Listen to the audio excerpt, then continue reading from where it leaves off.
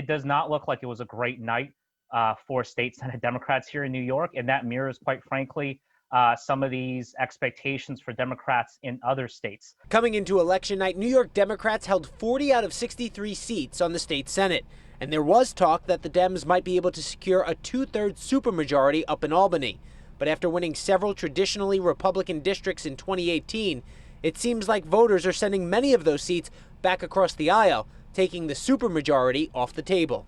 And that's very important because every census year there comes redistricting. So if the Democratic Senate was able to control a supermajority, they could redraw these lines where Republicans wouldn't stand a chance for the next 10 years at the very least. 46th Assembly District Leader John Quaglione says a law and order campaign that focused on issues like bail reform and defunding the police contributed to Republican success. So when people start thinking like that, you know that those people, by hook or by crook, they're getting to that polling place and they're making their voice heard. Right now, 7 seats that the Democrats hope to hold on to are still up for grabs as the absentee vote count continues.